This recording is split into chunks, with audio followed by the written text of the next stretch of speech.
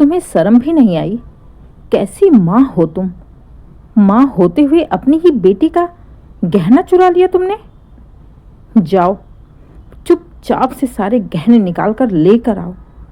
कहते हुए राकेश जी अपनी पत्नी पूनम पर गुस्से में चिल्ला पड़े। पति का गुस्सा देख 1 मिनट के लिए तो पूनम जरूर डर गई, लेकिन फिर बड़े ही ढिठाई से बोली, ऐसे कैसे मैं सारे गहने तुम्हारी बेटी को दे दूं? इन गहनों पर मेरा भी हक है। मैंने भी उसे पाल पोस कर बड़ा किया है। पत्नी की बातें सुन राकेश जी का गुस्सा और भी बढ़ गया। वो गुस्से में पूनम को मारने ही गए कि तभी पीछे से राकेश जी की माँ चंदा जी ने राकेश को रोकते हुए कहा, रुको राकेश, अब फैसला मैं करूँगी। मैं इस घर की बुजुर्ग हूँ, अभी मैं जिंदा हूँ। मेरे रहते इस घर में फैसला कोई और नहीं कर सकता। कहते हुए चंदा जी अपनी बहू पूनम की ओर देखते हुए बोली, बहू जाओ, अंजलि के सारे गहने लेकर आओ। अंजलि की विदाई का टाइम हो रहा है। 1 घंटे में उसे लेने उसके ससुराल वाले आ रहे हैं, तो क्या मुंह दिखाएगी वो सबको? क्या जवाब देगी सास ननद को? क्या बोलेगी कि मायके में उसकी माँ ने ही उसके गहने चुरा लिए? सास की बात सुन तपाक से बोलते हुए पूनम ने कहा, मुझे नहीं मतलब वो अपने ससुराल में जाकर किसे क्या मुंह दिखाएगी और किसे क्या कहेगी। उसे जो समझ में आएगा, जो कहना होगा कह देगी, लेकिन मैं गहने नहीं देने वाली। मेरा भी उन पर हक है, उन गहनों पर हक है। और तो और अंजलि की छोटी बहन निशा का भी तो हक है ना। उसकी भी तो शादी होगी ना, आज नहीं तो कल। उसे भी तो चाहिए गहने। फिर कहाँ से आएंगे जब सब कुछ उठाकर आप लोग अपनी लाडली को ही दे दोगे तो? बहू की बातें सुन चंदा जी ने गुस्से में कहा, बहू तुम्हारे गहने कहाँ हैं? वो दे देना तुम निशा को। इन गहनों पर नजर क्यों लगाकर बैठी हो? माँ जी, ये गहने भी तो आपने ही बनवाए हैं ना, कहीं से आया तो नहीं है ना जिसमें पूरा अकेले अंजलि का ही हक होगा। आपकी बनवाई हुई हर एक चीज पर निशा का भी बराबर का हक है। अब पूनम एकदम अपने जिद पर अड़ गई थी। किसी भी कीमत पर वो अंजलि को गहने देने को तैयार ही नहीं हो रही थी। इधर बेचारी अंजलि एक कोने में खड़ी चुपचाप आंसू बहाए जा रही थी। अब बात उसकी इज्जत पर आ गई थी। ससुराल में जाकर सबको क्या मुंह दिखाएगी, क्या कहेगी सबसे कि गहने कहाँ खो गए। इधर पूनम ना पति की बात सुनने को तैयार थी और ना ही सास की। और 1 घंटे में ही अंजलि के ससुराल वाले उसे लेने आने वाले थे। अंजलि की पहली विदाई थी। 4 महीने हुए थे अभी उसकी शादी को। पहली बार ससुराल से मायके आई थी और पहली बार में ही उसकी माँ पूनम ने इतना बड़ा ड्रामा कर दिया। अब बात यहाँ इज्जत की आ गई थी। राकेश जी गुस्सा होकर चिल्लाकर प्यार से हर तरह से समझाकर देख लिए, लेकिन पूनम मानने को तैयार ही नहीं। यहाँ तक कि वो अपनी सास चंदा जी की भी बातें मानने से इनकार कर रही थी। अंत में जब टाइम निकलता जा रहा था और पूनम गहने देने को तैयार नहीं थी, तो चंदा जी ने ही अपना दिमाग चलाया और राकेश जी से बोली, राकेश बेटा एक काम कर, इसके जो गहने लॉकर में रखे हैं ना, वो भी मैंने ही बनवाए हैं।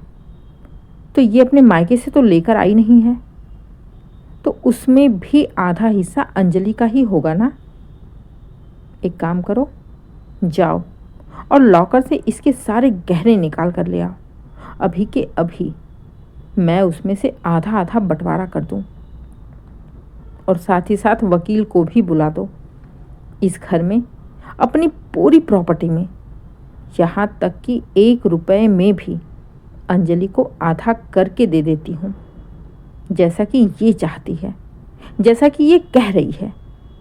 कहते हुए चंदा जी ने पूनम को घूर के देखा तो पूनम के चेहरे की हवाइयाँ उड़ गई थी। उसकी तो जैसे जान ही निकल गई हो। बड़ी मुश्किल से उसने कहा, माँ जी, ये क्या कर रही हैं आप? हर चीज में आधा हिस्सा अंजलि को क्यों देंगी? पूनम की बात सुन हंसते हुए चंदा जी ने कहा, बहू, हिस्सा तो तुमने ही लगाया ना, मैं तो बस तुम्हारी इच्छा पूरी कर रही। जाओ राकेश, खड़े क्यों हो? टाइम कम है, जल्दी करो।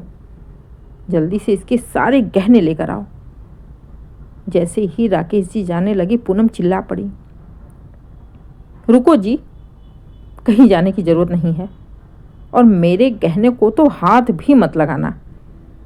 इन 4 गहनों के लिए मैं अपना गहना नहीं खो सकती। लाती हूँ मैं अंजलि के सारे गहने, दे दो, देकर उसकी विदाई कर दो। लेकिन इस घर में और मेरे गहनों में उसको हिस्सा बिल्कुल नहीं लगेगा। कहते हुए पैर पटकते हुए पूनम अंजलि का गहना लेने चली गई। असल में अंजलि जब 2 साल की थी तभी उसकी माँ इस बेदर्द भरी दुनिया में अपनी बेटी को छोड़ हमेशा हमेशा के लिए भगवान के पास चली गई। मासूम सी बच्ची ना माँ को देख पाई, ना ही माँ के प्यार को समझ पाई। दादी की गोद ही उसने अपनी दुनिया बना ली। बच्ची का पालन तो जैसे तैसे हो जाता, लेकिन बात राकेश जी की थी। अभी उनके आगे उनकी पूरी जिंदगी पड़ी थी। ऐसे अधूरी जिंदगी तो जी नहीं सकते। इसलिए माँ के कहने पर उन्होंने पूनम से दूसरी शादी कर ली। पूनम को भी एक बेटा और एक बेटी हुई, निशा। पूनम के आने के बाद चंदा जी ने पूनम से साफ साफ कह दिया था कि बहू, ये मासूम सी 2 साल की बच्ची है, इसे अपना लो, सौतेली मत समझना। इसे अभी अपने और परायों का ज्ञान नहीं है। माँ बनोगी तो ये बेटी बन जाएगी। लेकिन बहुत किस्मत वाली लड़कियां होती हैं जिनको सौतेली माँ से प्यार मिल पाता है, और वैसी किस्मत अंजलि की नहीं थी। लाख कोशिश करने के बाद भी पूनम ने अंजलि को नहीं अपनाया। अंजलि बेचारी दादी के भरोसे ही पली बढ़ी, और अब जब उसकी शादी हो गई है, वो अपने ससुराल चली गई, तो भी पूनम उसका पीछा नहीं छोड़ रही। चंदा जी ने अंजलि की माँ के गहनों को पहले ही अंजलि के लिए संभाल के रख दिया था, उसकी माँ की आखिरी निशानी बनाकर, और पूनम के लिए अलग से नए गहने भी बनवाए थे। इसके बावजूद भी पूनम की नज़र अंजलि के माँ के गहनों पर थी। वो साफ साफ कहती कि अंजलि की माँ के ये गहने वो अपने मायके से नहीं लेकर आई थी, जो पूरा उसका ही हक हो। ये गहने इस घर के हैं, इसलिए इसमें मेरा भी हक है। बस इसी हक को जताते हुए जब अंजलि ससुराल से आई थी हंसी खुशी सबसे मिलने, तो मौका मिलते ही पूनम ने उसके आधे गहने चुराकर अपने पास रख लिए और देने से मना करने लगी, अपना हक जताने लगी। जिसके चलते ही चंदा जी ने हर एक चीज़ का बंटवारा करने का जब बोला, तब जाकर पूनम का दिमाग खुला। जब उसे लगा कि अब उसके गहने, प्रॉपर्टी सब में आधा हिस्सा अंजलि का हो जाएगा, तब जाकर उन्होंने अंजलि के सारे गहने वापस किए। फिलहाल तो अंजलि के ससुराल वाले उसे लेने आ गए थे। बेचारी अंजलि दादी से लिपट कर रोते हुए ससुराल चली गई। अंजलि के जाने के बाद अब चंदा जी कुछ सोचते हुए शाम को राकेश जी और पूनम को और उनके दोनों बच्चों को बुलाकर साफ साफ शब्दों में बोला कि राकेश, ये घर मेरा है। अभी मैं पूरे प्रॉपर्टी की मालकिन हूँ। जब मैं ये घर तुम्हारे नाम करूँगी तब तुम इसके मालिक बनोगे।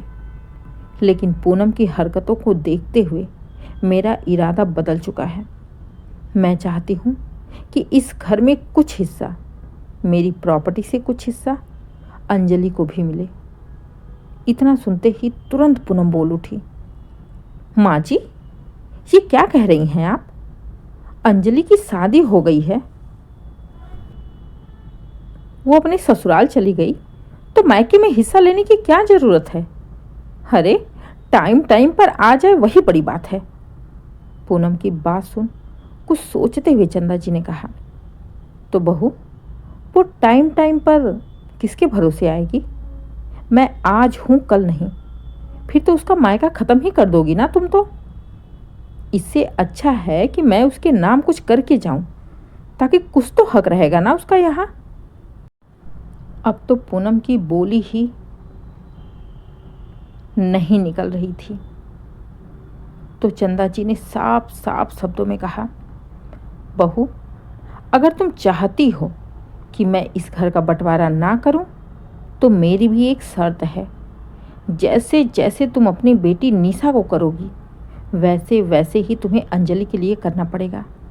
जब जब तुम निशा को बुलाओगी, तब तब तुम्हें अंजलि को भी बुलाना पड़ेगा। जो साड़ी, जो कपड़े, जो सामान तुम निशा को दोगी, वो सारा कुछ तुम्हें अंजलि को देना पड़ेगा। अगर तुमने अंजलि के साथ ऐसा व्यवहार किया, तब मैं कुछ और सोच सकती हूँ, नहीं तो मुझे मेरे फैसले से कोई पीछे नहीं कर सकता। मैं अपनी वसीयत में भी साफ साफ लिखी हूँ कि जिस दिन तुमने अंजलि के साथ भेदभाव किया, तो अंजलि को पूरा हक है कि वो इस घर में आकर अपना हिस्सा ले सकती है। ये मेरे रहते हुए भी हो सकता है और मेरे मरने के बाद भी। इसलिए अब फैसला और जिम्मेदारी तुम्हारी होगी। आइंदा से अंजलि इस घर से रोकर कभी नहीं जाएगी, तुम्हारी हरकतों की वजह से। मुझे जो कहना था मैंने कह दिया, अब तुम समझो। कहते हुए चंदा जी उठकर अपने कमरे में चली गई। राकेश जी भी मुस्कुराते हुए माँ के पीछे पीछे चल पड़े। इधर पूनम की बोलती बंद हो गई थी। ऐसा फैसला तो उसने कहीं नहीं देखा था और ना ही सुना था। कुछ गहनों के लालच में आकर प्रॉपर्टी का आधा हिस्सा करना पड़ेगा, ये तो वो सपने में भी नहीं कर सकती। इसलिए मन मार कर जैसा चंदा जी ने कहा वैसा वैसा करना पड़ा, क्योंकि लातों के भूत बातों से नहीं मानते।